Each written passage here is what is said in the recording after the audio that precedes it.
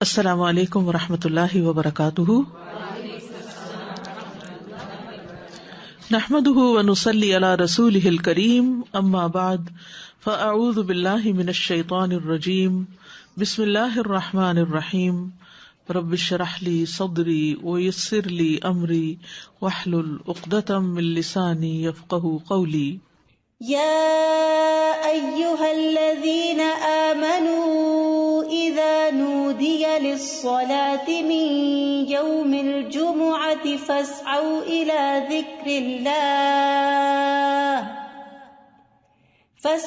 إلى ذكر الله وذروا البيع ذلكم خير لكم إن كنتم تعلمون۔ کہ ایمان والوں کے لیے جمعہ کی اذان کے بعد کسی بھی اور قسم کی مشغولیت اختیار کرنا درست نہیں، اور ہر عاقل بالغ کو جمعے کی نماز کے لیے دوڑ پڑنا چاہیے، کیونکہ جمعہ ہر مسلمان پر فرض ہے۔ نبی صلی اللہ علیہ وسلم نے فرمایا، جمعہ ہر مسلمان پر جماعت کے ساتھ لازماً فرض ہے، حق واجب کہا، سوائے 4 طرح کے لوگوں کے: غلام، مملوک، عورت، بچہ یا مریض۔ تو ایک ہو گیا غلام مملوک، دوسرا عورت، تیسرے بچہ اور چوتھے بیمار شخص۔ اسی طرح مسافر پر بھی جمعہ نہیں ہے، اور عورتیں گھر میں 4 رکعت نماز اپنی ظہر کی پڑھیں گی۔ گھر میں جمعہ نہیں ہوتا، جمعہ جمع ہو کر ہی ہوتا ہے، مسجد میں ہوتا ہے، اور بڑی مسجد میں ہوتا ہے۔ عید کے دن جمعہ نہ پڑھنے کی رخصت ہے۔ ابو ہریرہ کہتے ہیں کہ رسول اللہ صلی اللہ علیہ وسلم نے فرمایا، تمہارے آج کے دن میں 2 عیدیں جمع ہو گئی ہیں، پس جو چاہے تو اس کے لیے یہ نماز عید جمعہ سے کافی ہوگی۔ جمعہ نہ بھی پڑھے تو ٹھیک ہے، عید کا پڑھنا لازم ہے، اور ہم تو جمعہ پڑھیں گے۔ یعنی آپ نے پسند کیا کہ جمعہ پڑھیں، لیکن جو نہ پڑھنا چاہے، ظہر پڑھنا چاہے تو وہ بھی ٹھیک ہے۔ وہب بن کیسان سے مروی ہے، انہوں نے بیان کیا کہ ابن زبیر رضی اللہ عنہما کے دور میں جمعہ اور عید اکٹھے ہو گئے تو انہوں نے عید کے لیے نکلنے میں دیر کر دی، حتیٰ کہ دن کافی اونچا ہو گیا۔ پھر وہ نکلے، خطبہ دیا اور بہت لمبا خطبہ دیا، پھر اترے اور عید کی نماز پڑھائی، اور اس دن لوگوں کو جمعہ نہیں پڑھایا۔ یہ بات ابن عباس سے ذکر کی گئی تو انہوں نے فرمایا انہوں نے سنت پر عمل کیا۔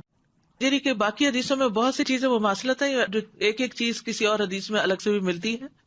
جو شخص جمعہ کے دن غسل کرے، جس قدر ممکن ہو پاکیزگی حاصل کرے، اور اپنے تیل میں سے تیل لگائے یا اپنے گھر کی خوشبو میں سے خوشبو لگائے۔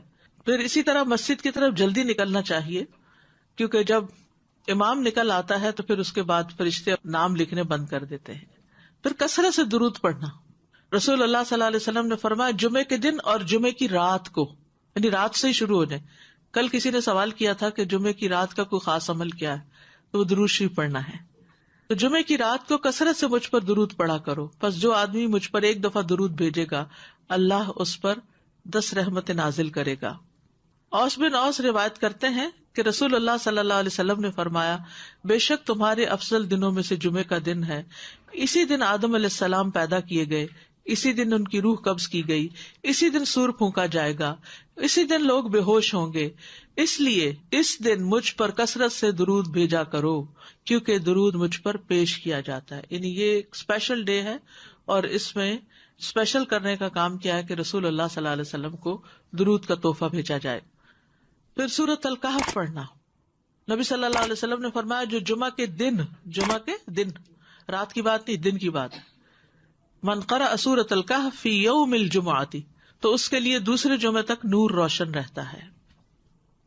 اور پھر کیا کرو، وذروا البیع، خرید و فروخت چھوڑ دو، ذالکم خیر لکم، یہ تمہارے لیے زیادہ بہتر ہے، ان کنتم تعلمون، اگر تم علم رکھتے ہو، جانتے ہو۔ یعنی اللہ نے جمعے کی نماز کے وقت خرید و فروخت سے منع کر دیا، اور اس کو ان لوگوں پر حرام قرار دیا جن کو مخاطب کیا گیا کہ ان پہ جمعہ فرض ہے۔ یعنی یا ایھا الذین آمنوا سے شروع ہو کے اینڈ تک ایک کرنے کا کام بتایا گیا اور دوسرا چھوڑنے کا کام، اور وہ کیا ہے؟ پڑھنا فرض ہے، ایسے تجارت چھوڑنا فرض ہے۔ ٹھیک ہے، یعنی جب اذان ہو جائے تو خرید و فروخت ترک کر دو اور اللہ کے ذکر یعنی نماز کے لیے جلدی کرو. یعنی اگر کوئی سودا طے بھی پا رہا ہے تو بس وہیں ٹھپ کر دو. آپ نے یہ ایکسپیرینس کیا ہوگا سعودی عرب میں کہ بعض اوقات یہ ہوتا ہے کہ صرف پیسے دینے والے رہ جاتے ہیں. آپ نے ساری چیز بھاؤ تاؤ کر لیا, چیز لے لی, پیک کر لی, رکھ لی, اور ابھی پیسے دینے ادھر سے اذان ہوئی, وہ کہتے بس چھوڑ دو, چیز بھی چھوڑ دو, نہیں چاہیے پیسے, نکل پڑتے ہیں. یعنی جو بہت پرٹیکولر ہے, یعنی اس درجے کا حکم ہے کہ اس وقت کام چھوڑ دو. انسٹنٹ اسٹاپ, وذر البیع, یہ بھی فرض کے درجے میں ہے. تو اسی وجہ سے علماء کا اتفاق ہے کہ دوسری اذان کے بعد خرید و فروخت حرام ہے. اصل میں یہاں تو ہمارے ہاں مسجدوں میں ایک ہی اذان ہوتی ہے, لیکن جیسے اگر سعودی عرب میں آپ نے کبھی حرم میں جمعہ پڑھا ہو تو آپ نے دیکھا ہوگا کہ وہ ایک اذان ذرا آدھا گھنٹہ یا کچھ پہلے دے دیتے, وہ صرف ایک انفارم کرنے کے لیے کہ لوگ تیاری شروع کر دیں. لیکن جو ہی پھر امام بیٹھتا ہے اور اذان شروع ہوتی ہے تو اس کے بعد پھر کوئی خرید و فروخت نہیں, امیڈیٹ پہلے والی ہے. اس میں یہ کہ بعض علماء کا خیال ہے کہ یہ زوال کے بعد سے نماز جمعہ کے فارغ ہونے تک ہے, یعنی جو ہی سورج ڈھل جائے تو شروع ہو جاتا ہے خرید و فروخت بند. کچھ کہتے ہیں خطبے کی اذان سے نماز تک ہے. بہرحال جمعہ کے دن خرید و فروخت یعنی صبح میں کر سکتے ہیں, اس کے بعد بھی کر سکتے ہیں, لیکن اس پیریڈ میں نہیں کر سکتے. تو احتیاط یہی ہے کہ زوال کے بعد سے روک دیا جائے. بعض اوقات یہ ہوتا ہے کہ خرید و فروخت تو نہیں ہوتی لیکن جاب ہوتی ہے. بعض اوقات یہ ہے کہ کچھ لوگ یہ کرتے ہیں کہ اچھا ابھی تو اذان ہی ہوئی ہوگی, ابھی تو خطبہ چل رہا ہوگا, ہم نماز میں جا کے شامل ہو جائیں گے.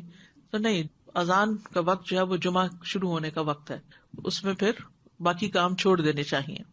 الا یہ کہ انسان پارک کر رہا ہے یا رش ہے یا راستے میں کوئی رکاوٹ آ گئی ہے, وہ الگ بات ہے. ذالکم خیر لکم ان کنتم تعلمون, یہ تمہارے حق میں بہتر ہے, یعنی خرید و فروخت چھوڑنا بہتر ہے اگر تم جانتے ہو. یعنی نماز پڑھنا زیادہ بہتر عمل ہے.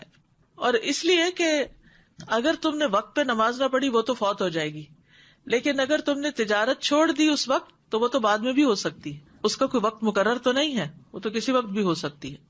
ایک تو یہ استاذہ جی کہ سورۃ الکہف کے بھی جیسے آپ نے بتایا, تو سورۃ الکہف کے لیے بھی کیا کچھ وقت مقید ہے؟ کچھ لوگ اس کو کہتے ہیں کہ it has to be before عصر.